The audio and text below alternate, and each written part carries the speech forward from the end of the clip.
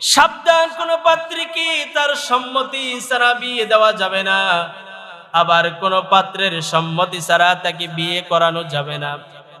কেননা আমার নবী বলেছেন, কোন কুমারী মেয়েকে যদি বিয়ে দিতে চাও অবশ্যই তার কাছে একটা প্রস্তাবনা রেখে দাও। সে যদি অ্যালাউ করে তাহলে বিয়েটা হবে, আর যদি সম্মতি না দেয় তাহলে বিয়ে হবে না। এজন্য আমার রাসূলের একজন কন্যা হযরত ফাতেমা রাদিয়াল্লাহু তাআলা আনহার বিয়ের সময় যখন হয়ে গেল, আমার রাসূল অসংখ্য পাত্রের বায়োডাটা হযরতে ফাতেমার সামনে রেখেছেন আর বলেছেন, ফাতেমা দেখো কোন পাত্রের বায়োডাটাটা তোমার কাছে পছন্দ হয়। আমার রাসূল যদি চাইতেন ফাতেমার অনুমতি নেব না, ফাতেমার কাছে বলবো না, আমি রাসূলুল্লাহ যাকে পছন্দ করি তার সাথে আমার মেয়ের বিয়ে দিয়ে দেব, তাহলে আপনাদের কাছে একটা প্রশ্ন রাখতে চাই, হযরতে ফাতেমা সেটা কি না করতে পারতেন? কথা বলেন, রাসূলের প্রস্তাবকে না করার কোনো দুঃসাহস পৃথিবীর কারো আছে? রাসূল যদি বলতেন তোমাকে আমি তার সাথে বিয়ে দিব, ফাতেমার তার সাথে বিয়ে হওয়া লাগতো। কিন্তু আমার রাসূল উম্মতকে শিক্ষা দেওয়ার জন্য বলতেছেন, আমার মেয়ের কাছে আমি পাত্রের বায়োডাটা নিয়ে ফালাইলাম, আমি এক এক করে পাত্রের অবস্থান বর্ণনা করতেছি। হযরতে ফাতেমা বলেন, আব্বা যখন বিভিন্ন পাত্রের অবস্থা বর্ণনা করতেছে আমি লক্ষ্য করে দেখলাম হযরতে আলীর কথাটা বারবার বলতেছে। সুবহানাল্লাহ। তো মেয়ে বুঝে গেছে তা আলীর আব্বা বড় পছন্দ করে। হযরতে ফাতেমা বলে, আব্বা জান আমার মনে হয় এই বায়োডাটাটা একটু ভালো। আমার রাসূল বলে, ঠিক আছে, বিয়ে হয়ে গেছে। বলেন সুবহানাল্লাহ। আজকের যুগে কি হয়, মেয়ের কাছে জিজ্ঞেস করে না, 13 বছর 12 বছরের মেয়েকে 32 বছরের বুড়া স্বামীর কাছে তুলে দেয়। এটা গর্হিত কাজ। নবী আলাইহিস সালাতু ওয়াস সালাম বলেন, বিবাহের প্রথম স্টেপ হচ্ছে পাত্রী দেখা। এখন পাত্রী দেখতে গেলে সর্বপ্রথম দেখতে হবে কাকে। এই বিষয়ে ইসলামের নির্দেশনা কি? আমাদের দেশে অনেক নিয়ম আছে। যদি নিজের বোনের জামাই ভোলাবাই যদি পাত্রী দেখতে না পায়, ওই বিয়ে আর আমাদের সমাজে হয় না। সর্বপ্রথম পাত্রী দেখে আমাদের দেশে দোলাবাইয়েরা, আমাদের দেশের চাচাতো, খালাতো, ফুফাতো, মামাতো ভাইয়েরা। আবার অনেক সমাজে আছে যে এলাকার নেতাদেরকে নিয়ে যেতে হয়। এই যে একটি অবস্থা, ইসলাম এই বিষয়ে আমাদেরকে কি নির্দেশনা দেয়? নবী আলাইহিস সালাতু ওয়াস সালাম বলেন, বিয়ে করবা তুমি তো পাত্রীও দেখবা তুমি, তোমার বাবাও দেখতে পারবে না। কেন না, তুমি দেখে আসছো, তোমার কাছে পছন্দ হয় নাই, তোমার বাবার কাছেও তো পছন্দ হতে পারে। অনেকে বলবেন যে হুজুর কি কয়, আমার পাত্রী আমার বাবা করতে পারবে, কেন আপনার বাবা কি বিয়ে করতে পারবে না? বিয়ে কি সীমাবদ্ধ একের মধ্যে নাকি? বিয়ে সীমাবদ্ধ কোন পর্যন্ত বলেন তো? কথা বলেন না। 4 পর্যন্ত। এমন হয়েছে যেমন আসমান থেকে বর্ষেন, মাত্র এই আলোচনা করতেছি, মাথায় নিতে পারতেছেন না। ইসলামে 4টি বিয়ে করা জায়েজ, কিন্তু এর মানে এই নয় 4টি বিয়ে করা সুন্নাত। আমাদের সমাজে ভুল একটি মেসেজ আছে যে 4 বিয়ে করা সুন্নাত, কিন্তু এটা নয়, বরং 4টি বিয়ে করা জায়েজ। কেউ যদি তার শারীরিক, আর্থিক এবং সমঝোতা করতে কেউ যদি সক্ষম হয়, বন্টন করতে কেউ যদি সক্ষম হয়, 4 পর্যন্ত করতে পারবে। তো ইসলাম কি বলে যে তুমি পাত্রী দেখতে যাইবা, তোমার বাবাও যেন না দেখে। ওই দুলাভাই তো দূরের কথা, ওই মামাতো, খালাতো, চাচাতো, পাড়াতো ভাই তো দূরের কথা, কেউ দেখতে পারবে না। শুধু তুমি দেখবা, উনজুর ইলাইহা ফা ইন্নাহু আখরা আইয়ুদামা বাইনাকুমা। তুমি পাত্রীটা দেখে নাও, ভালোবাসা স্থায়ী হওয়ার জন্য পাত্রী দেখাটা আবশ্যক। আমাদের আগের জামানায় শুনতাম আমাদের দাদা নানারা পাত্রী দেখে নাই, বাসর ঘরে পাত্রী দেখছে। আবার বাসর ঘরে পাত্রী দেখার পরে, একবার দেখার পরে আর জীবনে তাকায় নাই, কারণ তার কাছে পছন্দ হয় না। এইটা নিয়ে সারা জীবন সংসার করছে। কিন্তু এই জামানায় যদি এই অবস্থা হয় যে আমি পাত্রী না দেখে বাসর ঘরে গিয়ে আমি বউ দেখলাম, যদি রাত্রিবেলায় পছন্দ না হয়, ওই সংসার কি টিকবে? কথা বলেন, টিকবে? এজন্য ইসলাম কি বলে, সর্বপ্রথম উনজুর ইলাইহা, তোমার পাত্রীকে তুমি দেখে নাও, তোমার বাবা যেন না দেখে। আচ্ছা, বাবা কোনো ভাই না কোনো ভাই দেখলো, কিন্তু দোলাভাই যেন না দেখে। কেন না, তুমি যদি মেয়েটাকে বিবাহ না করো, তাহলে আরো যাদেরকে দেখাইলা ওই গুনাহ কে নিবে? এটা ইসলাম এলাও করে না। এজন্য ইসলামের নির্দেশনা হলো পাত্রী দেখার ক্ষেত্রে শুধুমাত্র পাত্রই পাত্রীটা দেখতে পারবে। তারপরেও পাত্রীর সাথে কথা বলার ক্ষেত্রে সীমাবদ্ধতা রয়েছে। আবার আমাদের সমাজে আরেকটি গর্হিত কাজ আছে, পাত্রী যেদিন দেখে পছন্দ হয়ে গেলে পাত্র সরাসরি পাত্রীর হাত ধরে আংটি পরিয়ে দেয়। আছে? কথা বলেন আছে? আবার অনেকে ডেটিং করে, চ্যাটিং করে, ফিটিং করে। নাউজুবিল্লাহ বলবেন না?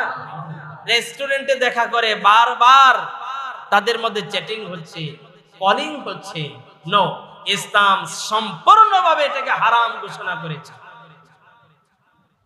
যতদিন বৈধভাবে আপনার স্ত্রী না হবে, এক দেখা, এরপরে আর দেখা করা যাবে না। তবে ইসলামে আরেকটি নির্দেশনা আছে, তাকে গোপনে তুমি দেখে নাও। কেননা এমন একটা অঙ্গর প্রতি তোমার আকর্ষণ চলে যাবে যেটা তোমার ভালোবাসা স্থায়ী হওয়ার একটা মাধ্যম হয়ে যাবে। এজন্য পাত্রী দেখবো আমরা শুধু নিজেরা না, সবাই নিজেরা দেখবো। ওই যে মুরব্বীও বলতেছে, উনি নিজেরাও দেখবে। আমার ভাইয়েরা, আরেকটি পয়েন্ট হলো পাত্র পাত্রীর সম্মতি ইসলাম এলাও করেছে। সাবধান, কোন পাত্রীকে তার সম্মতি ছাড়া বিয়ে দেওয়া যাবে না। আবার কোন পাত্রের সম্মতি ছাড়া তাকে বিয়ে করানো যাবে না। কেননা আমার নবী বলেছেন, কোন কুমারী মেয়েকে যদি বিয়ে দিতে চাও অবশ্যই তার কাছে একটা প্রস্তাবনা রেখে দাও। সে যদি অ্যালাউ করে তাহলে বিয়েটা হবে, আর যদি সম্মতি না দেয় তাহলে বিয়ে হবে না। এজন্য আমার রাসূলের একজন কন্যা হযরত ফাতেমা রাদিয়াল্লাহু তাআলা আনহার বিয়ের সময় যখন হয়ে গেল, আমার রাসূল অসংখ্য পাত্রের বায়োডাটা হযরত ফাতেমার সামনে রেখেছেন আর বলেছেন, ফাতেমা দেখো কোন পাত্রের বায়োডাটাটা তোমার কাছে পছন্দ হয়। আমার রাসূল যদি চাইতেন ফাতেমার অনুমতি নেব না, ফাতেমার কাছে বলবো না, আমি রাসূলুল্লাহ যাকে পছন্দ করি তার সাথে আমার মেয়ের বিয়ে দিয়ে দেব, তাহলে আপনাদের কাছে একটা প্রশ্ন রাখতে চাই, হযরতে ফাতেমা সেটাকে না করতে পারতেন? কথা বলেন, রাসূলের প্রস্তাবকে না করার কোনো দুঃসাহস পৃথিবীর কারো আছে? রাসূল যদি বলতেন তোমাকে আমি তার সাথে বিয়ে দিব, ফাতেমার তার সাথে বিয়ে হওয়া লাগতো। কিন্তু আমার রাসূল উম্মতকে শিক্ষা দেওয়ার জন্য বলতেছেন, আমার মেয়ের কাছে আমি পাত্রের বায়োডাটা নিয়ে ফালাইলাম, আমি এক এক করে পাত্রের অবস্থান বর্ণনা করতেছি। হযরতে ফাতেমা বলেন, আব্বা যখন বিভিন্ন পাত্রের অবস্থা বর্ণনা করতেছে আমি লক্ষ্য করে দেখলাম হযরতে আলীর কথাটা বারবার বলতেছে। সুবহানাল্লাহ। তো মেয়ে বুঝে গেছে তা আলীর আব্বা বড় পছন্দ করে। হযরতে ফাতেমা বলে, আব্বা জান আমার মনে হয় এই বায়োডাটাটা একটু ভালো। আমার রাসূল বলে, ঠিক আছে, বিয়ে হয়ে গেছে। বলেন সুবহানাল্লাহ। আজকের যুগে কি হয়, মেয়ের কাছে জিজ্ঞেস করে না, 13 বছর 12 বছরের মেয়েকে 32 বছরের বুড়া স্বামীর কাছে তুলে দেয়। এটা গর্হিত কাজ। এই সমস্ত সংসার টিকে না। আপনার মেয়ের বয়স 12 হোক 14 হোক, আপনি বিয়ে দেন। এই সম্পর্কে কোনো বাধা ইসলামে আছে কি? কথা বলেন, আছে? আজকে একজন কন্টেন্ট ক্রিয়েটর, আমার একদিনই বোন, সে 14 বছর বয়সে অথবা 16 বছর বয়সে বিয়ে করেছে, মিডিয়া পাড়ায় তোলপাড় হয়ে গেছে, বাল্য বিবাহ হয়েছে। আজকে ওই বোনটা যদি জেনা করতো, ডেটিং করতো, চ্যাটিং করতো, কোনো সমালোচনা হতো না। কিন্তু বৈধভাবে একজন কোরআনে হাফেজকে সে বিয়ে করে সে স্ট্যাটাস দিয়েছে, আর নাস্তিক পাড়ায় আগুন লেগে গেছে, লো বাবা বাল্য বিবাহ করেছে। আজকে আমাদের সমাজে জেনা হচ্ছে, ব্যভিচার হচ্ছে, চ্যাটিং হচ্ছে, ডেটিং হচ্ছে, বিভিন্ন পার্কের মধ্যে অবৈধ কাজ হচ্ছে। এগুলোর বিরুদ্ধে নাস্তিকদের কোনো কথা নাই, নারী সমাজের কোনো কথা নাই, উঁচু শ্রেণীর কোনো কথা নাই। কিন্তু একটা বাল্য বিবাহ হলে সেটা ইসলাম কখনো বাল্য বিবাহ বলে না। ইসলাম বলে আজকে একটা মেয়ে জন্মগ্রহণ করছে, তাকেও তার বাবা ইচ্ছা করলে বিয়ে দিতে পারে। সুবহানাল্লাহ বলবেন না? কুলের শিশুকে বিবাহ দিতে পারে, সেখানে বাল্য বিবাহ 14 বছরের মেয়ে কিভাবে হতে পারে? বাল্য বিবাহ নামে তো ইসলামে কিছু নাই। আজকে আমাদের সমাজ কি চাচ্ছে? যে জিনা করো, ব্যভিচার করো, অবৈধ সম্পর্ক কায়েম করো, কিন্তু বিয়ে করা যাবে না। কিন্তু ইসলাম বলে তোমার সমস্ত চ্যাটিং, ডেটিং, ফিটিং যাই বলো তুমি, সমস্ত কিছু হবে বিবাহের পরে। আজকে বিবাহটা কঠিন, জিনাটা সহজ হওয়ার কারণে আজকে সমাজে অন্যায়, অত্যাচার, অবিচার বাড়তেছে না কমতেছে? জোরে বলেন। আজকে আরো বাড়বে যদি বিবাহটা কঠিন হয়ে যায়। এই জন্য আজকের এই বিভীষিকাময় মুহূর্তে আমার আলোচনার আলোচ্য বিষয় নির্ধারণ করেছি বিবাহ। আজকে যাদের সামর্থ্য আছে, মেহেরবানি করে আবারও আমি রিপিট করে বলছি, বিবাহ করে নেন, এটা বরকত। নবী আলাইহিস সালাতু ওয়াস সালাম বারবার বলেছেন নিকাহের মধ্যে বরকত আছে। আন নিকাহু মিন সুন্নতি ফামান রাকিবা আন সুন্নতি ফালাইসা মিন্নি। বিয়েটা আমি রাসূলুল্লাহর সুন্নাত, যেই সুন্নাত থেকে দূরে, এই সুন্নাত মানে না, সে আমার উম্মতি না। সুবহানাল্লাহ বলবেন না? এজন্য যারা আমরা বিয়ে করেছি বলে আলহামদুলিল্লাহ, আর যারা মিসকিন, রাসূলের ভাষায় যারা বিয়ে করতে পারে নাই, এরা হচ্ছে মিসকিন। কেন মিসকিন? আমি আপনি আজকে যদি মারা যাই, আমাদের জন্য দোয়া করার মানুষ আছে। ছেলে একটা হইছে, দোয়া করব, বড় হইলে যে বাবা মারা গেছে। বিবি আছে, যতদিন আছে দোয়া করব। আরেকজনের সংসারে গেলেও মাঝে মাঝে দোয়া করব। কথা বলেন না কেন?